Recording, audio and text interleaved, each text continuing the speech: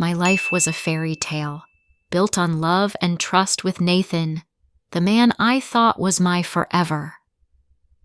Then one sunny afternoon, a single glimpse at his parents' house unveiled a secret so devastating it shattered my world into pieces I'm still trying to pick up.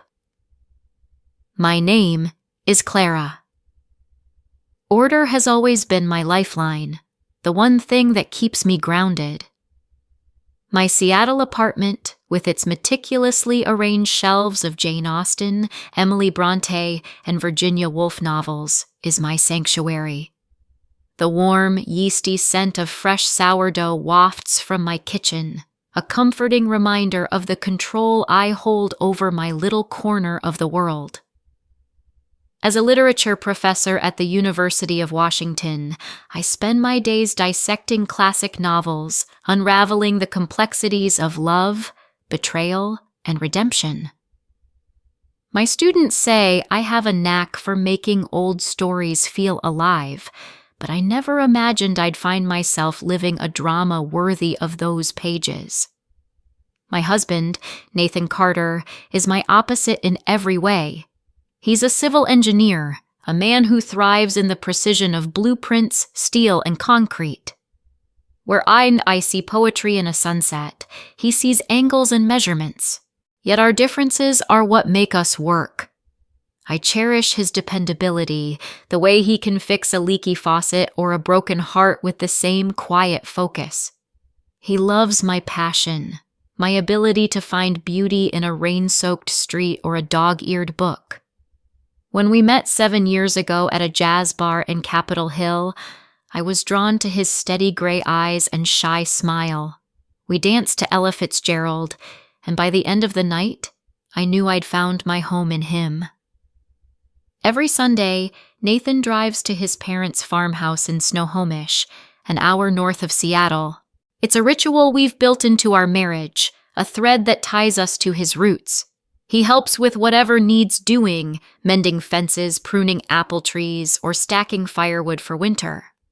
I stay behind, packing a canvas tote with my homemade creations, jars of blackberry jam made from berries I picked at a local farm, containers of slow-cooked beef stew, and blueberry muffins studded with plump fruit. Nathan's parents, Ed and Margaret, can't get enough of my cooking. "You're a keeper, Clara," Ed always says, his eyes twinkling. Margaret hugs me tight, gushing about how my muffins remind her of her mother's. Knowing I bring them joy fills me with warmth. When Nathan returns, his cheeks flushed from the crisp air and his flannel shirt smelling of pine, we curl up on our balcony with mugs of tea.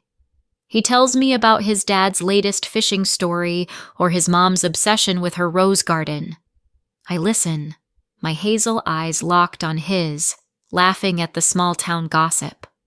The city lights of Seattle sparkle below, and those moments feel like a bridge to a quieter world, a place where life is simple and love is enough. They're the moments I hold closest, the ones that make me believe we're unbreakable. But lately, I've noticed a change in Nathan. He still brings me chamomile tea every morning, asks about my lectures, and reads my favorite poems by candlelight. But there's a shadow in his eyes. He stares out our window, his fingers tapping restlessly on the sill, lost in thoughts he won't share. At first, I blamed his job. He's overseeing a major bridge project, and the long hours have left him drained. I tried to ease his stress, baking his favorite pecan pie with a buttery crust, planning cozy evenings with old black and white movies.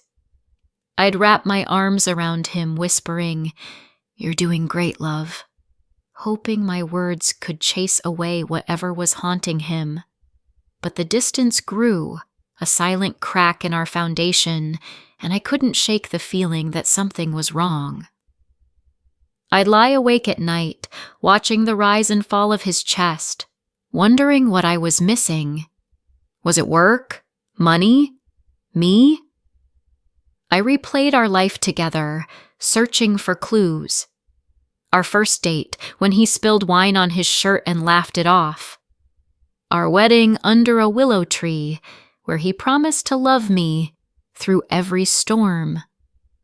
The quiet evenings we spent dreaming of a future, maybe a house in the suburbs, a dog, even kids someday. Had I been too wrapped up in my books, my students, to notice him slipping away? The thought gnawed at me, but I pushed it down, telling myself I was overthinking. Nathan loved me. He always had. One crisp October morning, I woke with a sudden urge to shake things up. I wanted to surprise Ed and Margaret, to deliver my latest batch of treats myself while Nathan was buried in blueprints at the office. The idea felt like a burst of sunlight, a way to reconnect with the family I'd grown to love. I tiptoed to the kitchen, humming softly, and pulled out jars of blackberry jam, their deep purple glinting in the light. I added a tray of cinnamon rolls, their swirls glistening with glaze, a wedge of aged cheddar, and a loaf of rosemary bread I'd baked the night before. I could already see Ed's grin, hear Margaret's delighted gasp. Surprises are my love language, a way to spark joy in others' eyes. I dressed quickly, pulling on a denim skirt, a cream-colored sweater, and a plaid scarf to ward off the autumn chill. My reflection in the mirror showed a woman ready for adventure, her hazel eyes bright with anticipation. I grabbed my keys, and our trusty Subaru waited in the driveway, its forest green paint gleaming in the morning sun. I loaded the tote into the trunk, arranging the jars so they wouldn't clink, and slid behind the wheel. As I pulled out, I felt a flutter of excitement, like I was stepping into a new chapter. The drive to Snohomish was pure magic. The highway stretched before me, flanked by rolling hills and maples ablaze with red and gold. I cranked up my Joni Mitchell playlist, singing along to Both Sides Now, my voice mingling with the autumn breeze. I pictured Ed's bear hug, Margaret's chatter about her prize-winning roses. This trip was more than a delivery. It was a chance to escape the city's hum, to breathe in the crisp air and feel part of something bigger. As I neared Snohomish, the road narrowed, winding past weathered barns and apple orchards heavy with fruit. I switched to Vivaldi's Four Seasons, the strings weaving a tapestry of calm. I felt alive, certain this day would be one to remember. But as I turned onto the gravel lane leading to the Carter's farmhouse, my breath caught in my throat. The house was as charming as ever, its white picket fence glowing in the sunlight, chrysanthemums bursting in fiery hues. Then I saw the porch. Nathan stood there, his arm draped around a woman I'd never seen before. In her arms was a boy, maybe 4, with Nathan's sandy hair and a dimple that mirrored his. Nathan was laughing, his face softer, more open than I'd seen in months. The woman tilted her head toward him, their closeness warm and intimate, like they'd shared 1,000 moments I'd never known. My heart plummeted, a cold, heavy stone in my chest. My legs turned to jelly, and I gripped the steering wheel, my knuckles white, my vision blurred, the world tilting as if I'd stepped off a cliff. The boy wriggled free, darting to Nathan, who knelt and scooped him up, ruffling his hair. The child giggled, his voice clear and bright. "Daddy!" he shouted, and the word pierced me like a knife. "Daddy?" My mind screamed, but my body froze. I stared at Nathan's eyes, brimming with a love so pure, so unguarded, it felt like a betrayal all its own. The truth crashed over me like a tidal wave. This wasn't a fling, a momentary lapse. This was Nathan's secret life. A woman, a child, a family he'd hidden from me for God knows how long. I stumbled out of the car, the tote forgotten in the trunk. My feet hit the gravel, but I couldn't move forward.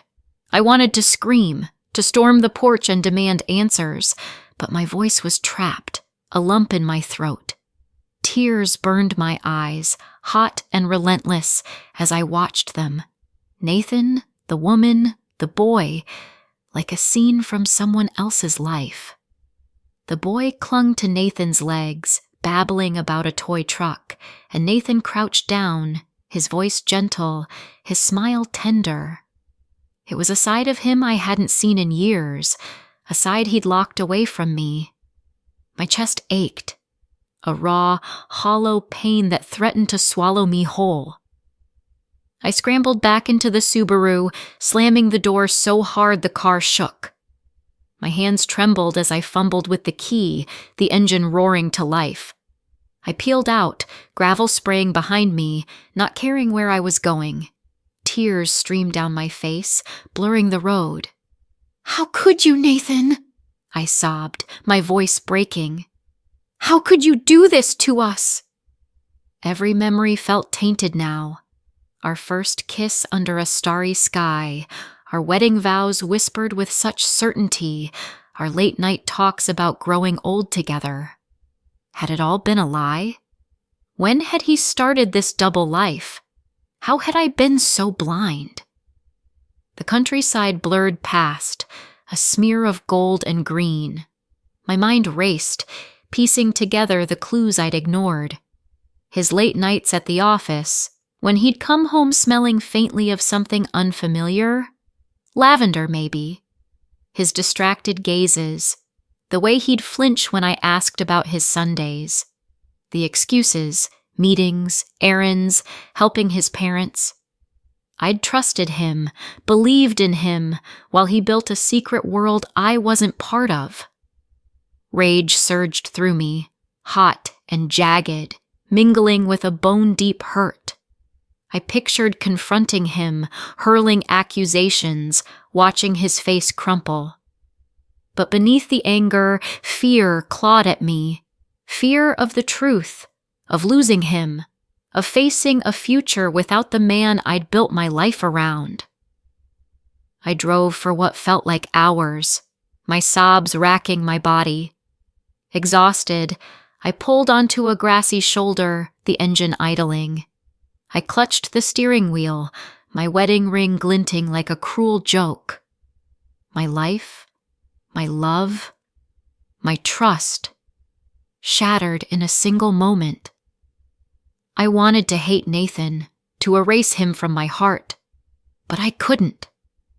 I loved him, even now, and that made the pain worse. But I knew I couldn't run from this. I needed answers, no matter how much they hurt. I drove back to Seattle, my mind a storm of questions. I decided to wait, to confront Nathan calmly, though every fiber of me screamed for chaos. That night, he came home late, his face etched with exhaustion.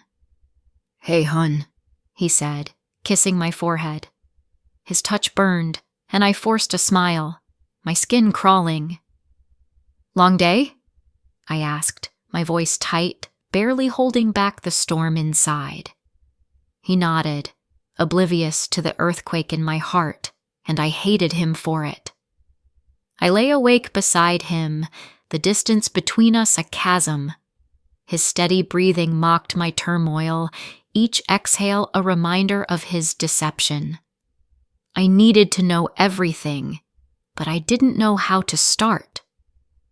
Days later, I devised a plan, not as a scorned wife, but as a detective determined to uncover the truth. I drove back to Snohomish, my heart pounding, posing as a writer researching historic homes. It was a flimsy excuse, but it gave me a reason to approach the woman I'd seen. I parked near the farmhouse, my palms sweaty. She was there, watering roses by the gate, her auburn hair catching the sunlight. I stepped out, forcing my voice to stay steady. "Hi, I'm Sarah," I lied, my smile brittle. "I'm writing about old houses. Yours is beautiful." She looked at me, her eyes kind but weary, like she carried a heavy load. I'm Lydia, she said, opening the gate. Come in. Inside, the house smelled of lavender and freshly baked oatmeal cookies, a cozy warmth that clashed with the ice in my veins.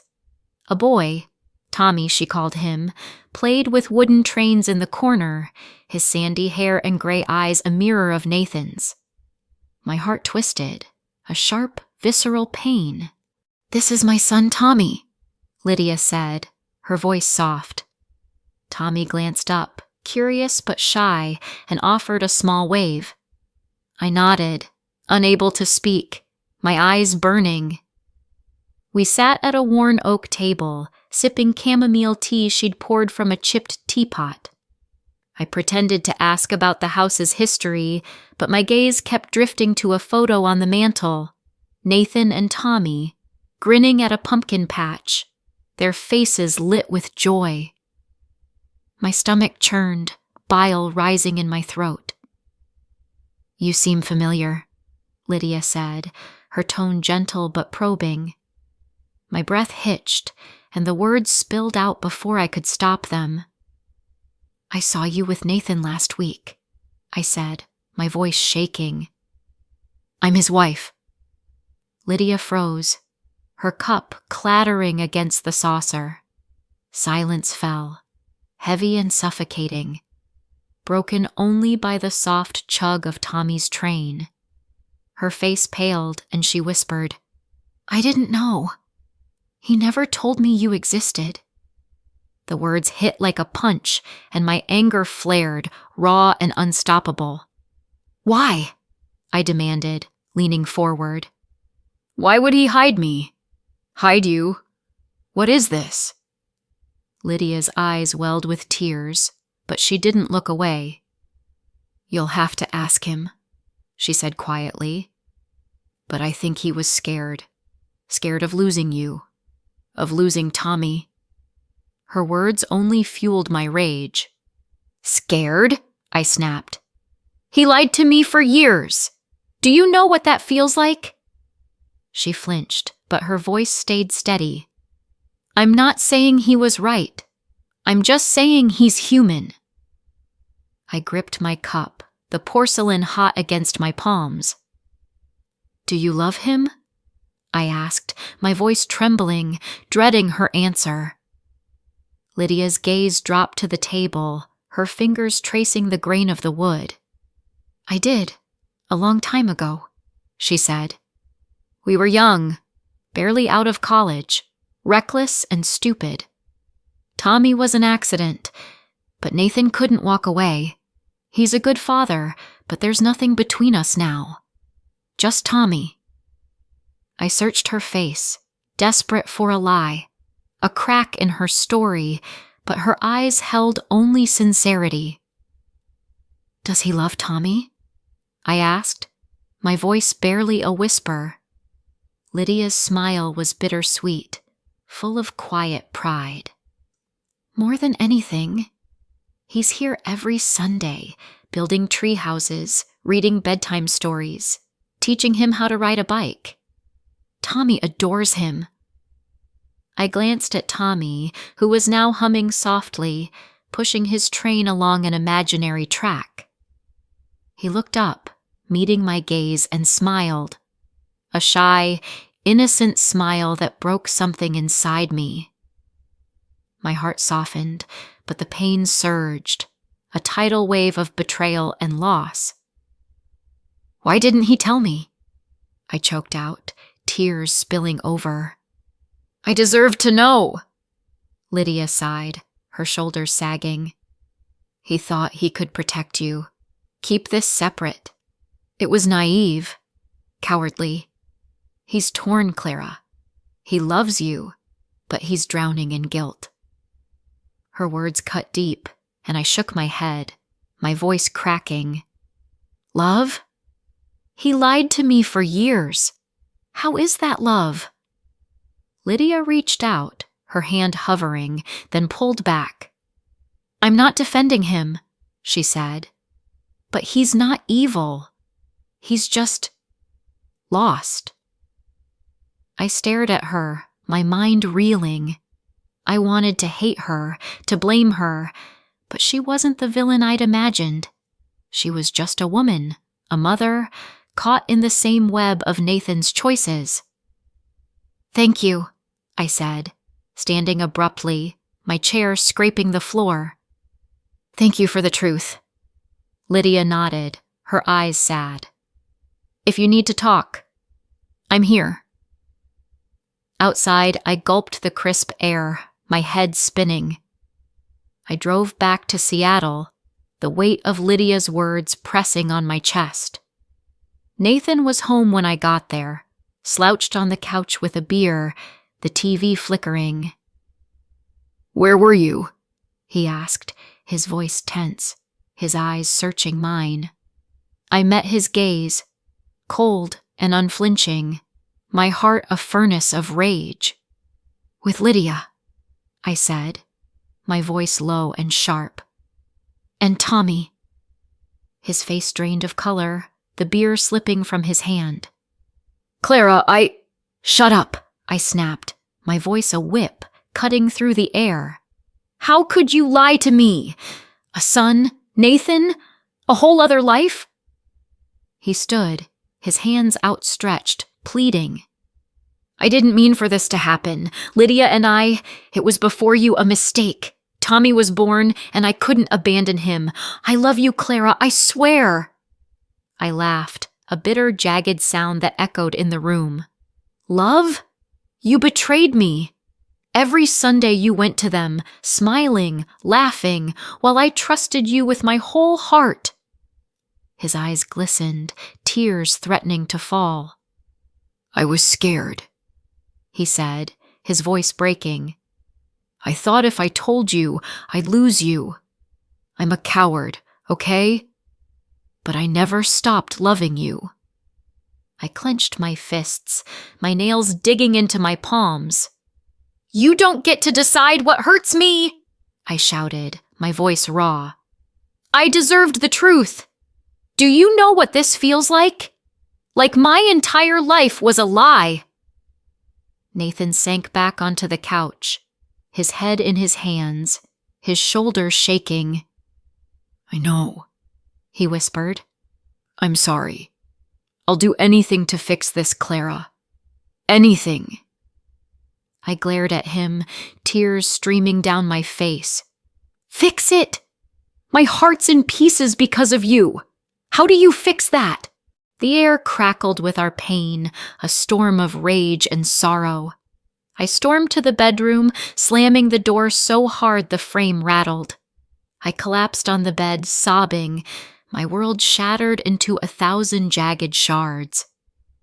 The next morning, Nathan left for work, his apology hanging in the air like smoke. I wandered our apartment, my books staring back like silent witnesses to my unraveling. I stood by the window, watching rain streak the glass, Lydia's words echoing in my mind, his love for Tommy, his guilt, his humanity. I hated him, but I couldn't erase the man I'd loved for years. I remembered our early days, when we'd stay up all night talking, planning a future that felt so certain. The time he drove 3 hours to bring me soup when I was sick. The way he'd hold me during thunderstorms, whispering, "I've got you." Was that man gone? Or was he still there, buried under his mistakes? I needed space, distance from the wreckage. "I'm leaving," I told Nathan that night, my voice flat. "I need to think." He nodded, his face etched with pain. "I understand," he said, his voice barely audible. I packed a bag and drove to a cabin on the Olympic Peninsula, a place where I'd spent childhood summers chasing crabs on the beach. The drive was long, the rain relentless, but I welcomed the solitude. I walked the rocky shore, the waves' roar mirroring the chaos in my heart. I sat on driftwood, staring at the gray horizon, replaying our life together. I remembered our first trip together, a weekend in Portland where we got lost in a bookstore and kissed in the rain. The night he proposed, down on one knee in our tiny apartment, his hands shaking. The quiet moments when we'd read together, my head on his chest, his heartbeat steady against my ear. Had it all been a facade? I thought of Lydia's words, her tired eyes, her love for Tommy. Nathan hadn't chased thrills. He'd clung to duty, to a child he couldn't abandon. But that didn't erase the betrayal, the years of lies, the way he'd denied me the truth. I screamed into the wind, my voice swallowed by the ocean, my anger and grief spilling out. Days passed, each one a battle between my heart and my head. I read my old journals, tracing the arc of our love, searching for the moment it went wrong. I walked the forest trails, the scent of cedar grounding me, and thought of Tommy, his shy smile, his innocence. He wasn't to blame, but his existence changed everything. Could I live with that? Could I forgive Nathan? Not for him, but for me? The questions haunted me, but slowly, a clarity emerged. I couldn't walk away without trying. Not because I owed Nathan, but because I owed myself the chance to rebuild, to find peace. One misty morning, I woke with a decision. I packed my bag, my hands steady, and drove back to Seattle. Nathan was there, sitting on the couch, his eyes red-rimmed and hollow. "I know everything," I said, my voice firm, cutting through the silence. "And I'm staying." He gasped, standing, his arms wrapping around me. "Thank you, Clara," he whispered, his voice thick with relief. "Thank you."